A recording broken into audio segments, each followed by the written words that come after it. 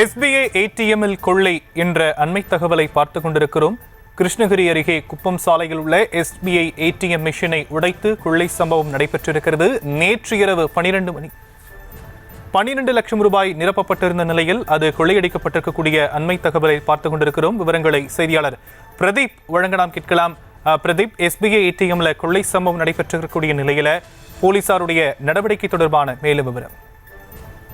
வணக்கம். கண்டிப்பாக கிருஷ்ணகிரி மாவட்டம் காட்டிநாயனப்பள்ளி கிராமத்தில் குப்பம் செல்லும், அதாவது ஆந்திரா மாநிலம் குப்பம் செல்லும் சாலையில் தேசிய மையமாக்கப்பட்ட ஸ்டேட் பேங்க் ஆஃப் இந்தியா என்கின்ற வங்கிக்கு சொந்தமான ATM ஒன்று கடந்த 1.5 ஆண்டுகளாக இந்த பகுதியில் செயல்பட்டு வருகிறது.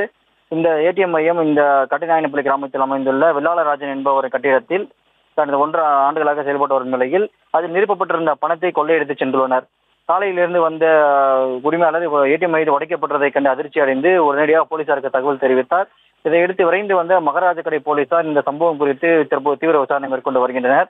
இந்த ATM-இல் நேற்று 12 லட்சம் ரூபாய் நிரப்பப்பட்ட நிலையில் அதற்கு முன்பாக இருந்த பணம் பின்னர் வாடிக்கையாளர்கள் எவ்வளவு பணம் எடுத்திருக்கிறார்கள் என்றும் இதுவரை விவரம் தெரியவில்லை. மேலும் இந்த கொள்ளையர்கள் இந்த ATM-இல் இருந்து எவ்வளவு பணத்தை கொள்ளையடித்து சென்றார்கள் என்பது முழு விவரம் கிடைக்கப்படவில்லை. தொடர்ந்து இந்த பகுதியில் CCTV காட்சிகளை கைப்பற்றி தற்போது போலீசார் தீவிரமாக விசாரணை மேற்கொண்டு வருகின்றனர்.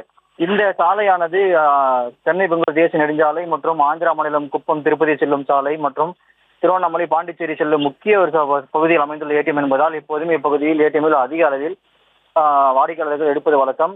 இந்த நிலையில் இந்த குறிப்பிட்ட ATM-ஐ தற்போது மர்ம நபர்கள் கொள்ளையடித்து பல லட்சம் ரூபாய் கொள்ளையடித்த சம்பவம் பெரும் பரபரப்பையும் அதிர்ச்சியும் ஏற்படுத்தியுள்ளது. தற்போதைய விவரங்களுக்கு நன்றி பிரதீப். செய்திகளை உடனுக்குடனும் துல்லியமாகவும் தெரிந்து கொள்ள சப்ஸ்கிரைப் பண்ணுங்க.